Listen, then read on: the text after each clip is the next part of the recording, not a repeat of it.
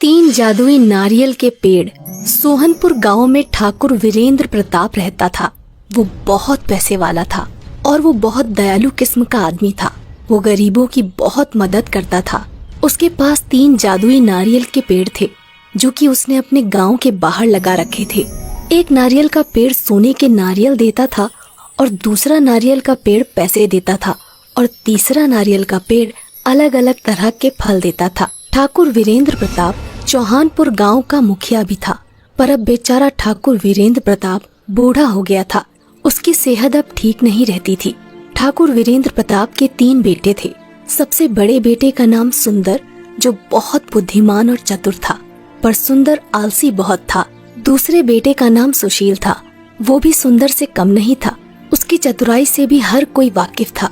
और सबसे छोटे बेटे का नाम सुलभ। सुलभ बहुत मासूम था और बुद्धिमान भी इतना नहीं था, पर सुलभ आलसी नहीं था। वो वीरेंद्र प्रताप की किसी भी बात को नहीं टालता था। ठाकुर वीरेंद्र प्रताप इसी चिंता में था कि आखिर वो उसका वारिस किसको बनाकर जाए। वो चाहता था कि वारिस वही बने जो इसके लायक हो, उसकी धन संपत्ति और तीन जादुई नारियल पेड़ों का सदुपयोग करे। एक दिन रात को वो विचार में मग्न था कि आखिर कैसे अच्छा वारिस ढूंढा जाए। अगली सुबह हुई और वीरेंद्र ने अपने तीनों पुत्रों को बुलाया और अपने बागीचे में लगे तीनों जादुई नारियल के पेड़ों के पास ले गया और कहा, देखो बेटा, जैसा तुम्हें भी पता है कि आजकल मेरी सेहत कुछ अच्छी नहीं रहती, इसलिए मैं अपना वारिस ढूंढ रहा हूँ जो मेरी धन संपत्ति और इन तीनों जादुई नारियल के पेड़ों का सदुपयोग करे। तुम तीनों मेरे लिए समान हो, इसलिए मैं आज से तुम्हारी एक परीक्षा लूंगा। जो उस परीक्षा में सफल हो जाएगा वही मेरा वारिस बनेगा। वीरेंद्र प्रताप कहता है, मैं तुम तीनों को एक एक पेड़ दे रहा हूँ और एक एक इलाका दे रहा हूँ। तुम तीनों के पास 1 महीना है। तुम तीनों को 1 महीने तक इन पेड़ों का सदुपयोग करके इनसे जनता की भलाई करनी है। और जब तुम इन पेड़ों के पास जाकर कहोगे, सुन पेड़ भाई, कर लोगों की भलाई, तो ये अपने आप फल देने लगेगा। और इन पेड़ों का अगर दुरुपयोग हुआ तो ये पेड़ अपना अपना फल देना बंद कर देंगे। अब मैं 1 महीने के लिए गांव से बाहर जा रहा हूँ और ये गांव वाले तुम्हें सौंप रहा हूँ। और ठीक 1 महीने बाद आऊंगा और देखूंगा कि तुम में से किसने लोगों की भलाई सबसे अच्छी करी है। मैं नहीं जानता तुम ये सब कैसे करोगे। ये सब तुम्हें अपनी बुद्धिमानी के प्रयोग से करना है। क्या तुम तीनों इस परीक्षा के लिए तैयार हो? तीनों बेटे एक स्वर में कहते हैं, जी पिताजी, आप फिक्र मत कीजिए, हम आपकी परीक्षा में सफल होकर ही आएंगे। सबसे बड़ा बेटा सुंदर मन ही मन सोचता है, ये परीक्षा तो मैं ही पास करके आऊंगा और गांव का मुखिया बनूंगा। आखिर मेरे में कमी क्या है? ये दोनों तो मूर्ख ठहरे। दूसरा बेटा सुशील मन ही मन सोचता है, आखिर वो तो पिताजी को ही पता है कि मुखिया कौन बनेगा। मुखिया बनने के लिए योग्य सिर्फ मैं ही हूँ। मैं सुंदर भैया से किसी काम में कम नहीं हूँ और सुलभ तो इस परीक्षा में कहीं है ही नहीं। सुलभ मन ही मन सोचता है, पिताजी ने यह परीक्षा रखवा कर अच्छा किया। चलो, हमें भी अब थोड़ा मदद करने का पुण्य मिलेगा। वीरेंद्र सिंह बड़े बेटे सुंदर को सोने के नारियल वाला पेड़ दे देता है। फिर दूसरे बेटे सुशील को नारियल के पैसे वाला पेड़ दे देता है और सबसे छोटे बेटे सुलभ को तरह तरह के फल देने वाले नारियल का पेड़ दे देता है और कहता है, ठीक है बच्चों, अब मैं चलता हूँ। मेरा आशीर्वाद तुम तीनों के साथ है। ऐसा कहकर वीरेंद्र प्रताप गांव से निकल जाता है। अगली सुबह होती है। तीनों बेटे अपने अपने पेड़ के पास चले जाते हैं। सुंदर सोने के नारियल वाले पेड़ के पास जाता है और सोचने लगता है कि अब लोगों की भलाई मैं इससे कैसे करूं। वो पेड़ के पास जाता है और कहता है, सुन पेड़ भाई, कर लोगों की भलाई। इतने में ही पेड़ से सोने के नारियल निकलने लगते हैं। सुंदर उन नारियल को सुबह सोने की दुकानों पर बेच देता है, पर जैसे ही पैसे आते हैं वो सोचता है, मैं लोगों की भलाई तो बाद में ही कर सकता हूँ, अभी क्यों ना ये पैसे मैं खुद पर खर्च कर लूं। ऐसा सोचकर वो उन पैसों से खुद के लिए शराब खरीद लेता है। वहीं दूसरा बेटा सुशील पैसे देने वाले नारियल के पेड़ के पास जाता है और कहता है, सुन पेड़ भाई, कर लोगों की भलाई। उसके पास भी बहुत सारे पैसे आ जाते हैं।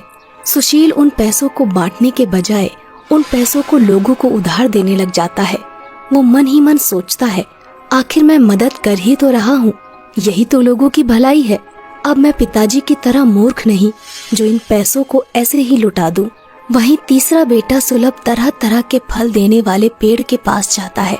वो सोचता है, इस गांव में ऐसे बहुत से लोग हैं जो एक दिन का भोजन भी नहीं जुटा पाते हैं, उनको इसकी सबसे ज्यादा जरूरत है। फिर सुलभ पेड़ के पास जाता है और कहता है, सुन पेड़ भाई, कर लोगों की भलाई। इतना कहते ही पेड़ से तरह तरह के फल निकलने लगते हैं। सुलभ उन फलों को गरीबों में बांट देता है। सुलभ अब रोज ऐसा ही करने लगा। वो पेड़ के पास जाता, मंत्र पढ़ता और उसमें से जो फल निकलते वो उन फलों को गरीबों में बांट देता। उसे लोग बहुत दुआ देकर जाते। वहीं सुंदर तो बहुत शराबी हो गया और उस पेड़ से जो भी सोने के नारियल निकलते उनको बेचकर शराब पी लेता था। उसकी सेहत भी अब बहुत खराब हो गई थी। दूसरा बेटा सुशील, वो तो मानो गरीबों की मदद करने के बजाय उन पर जुल्म ढाने लगा था। सुशील पैसे तो दे देता, पर अगर किसी ने उसके पैसे वापस देने में देरी कर दी तो उनको मारता पीटता, उन पर जुल्म करता था। ऐसे ही धीरे धीरे 1 महीना बीत गया। ठीक 1 महीने बाद ठाकुर वीरेंद्र प्रताप गांव लौटता है। वो बहुत उत्सुक रहता है क्योंकि उसे आज पता चलने वाला था कि उसका वारिस कौन है। वो सोच रहा होता है कि मेरे तीनों बेटे ने कमाल कर दिया होगा, गांव में तो रंगत होगी। वीरेंद्र सबसे पहले सुंदर के इलाके में जाता है। वो वहां बाहर लोगों से पता करता है तो उसे मालूम पड़ता है कि सुंदर कभी इस इलाके में आया ही नहीं।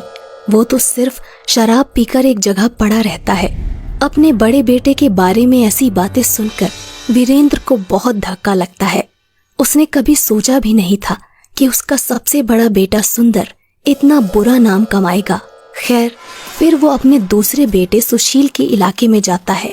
वहां जाकर तो वो चौंक जाता है। सुशील इलाके में तो आता था, पर वो सिर्फ वसूली करने के लिए।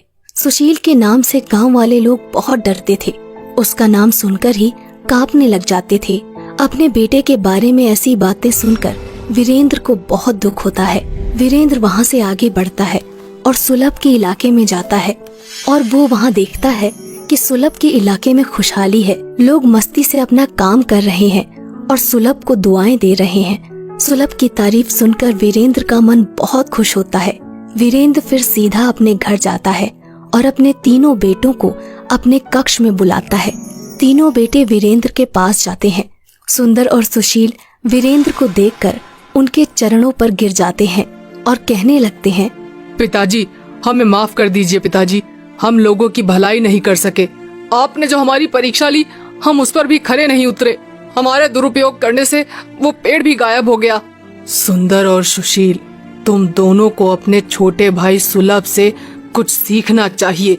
उसने कितने अच्छे से अपने इलाके को संभाला और गांव वालों की भलाई करी।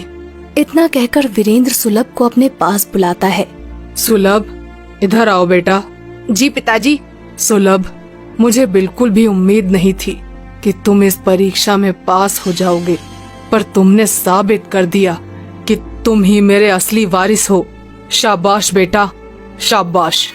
नहीं पिताजी, मैंने ये सब वारिस बनने के लिए नहीं किया। मैंने ये सिर्फ लोगों की भलाई के लिए किया। और जब मेरे बड़े भाई सुंदर हैं तो उनके रहते मैं वारिस नहीं बनना चाहता। वाह बेटे वाह, तुम तो बेशकीमती हीरा निकले। तुम्हारी सोच को तो तुम्हारे पिता नमन करते हैं। तुम इस परीक्षा में पास हुए हो, इसलिए असली वारिस तुम ही हो बेटा। ऐसा कहकर वीरेंद्र सुलभ को गले लगा लेता है और अगले ही दिन सभी गांव वालों के सामने सुलभ को अपना वारिस और नया मुखिया घोषित कर देता है।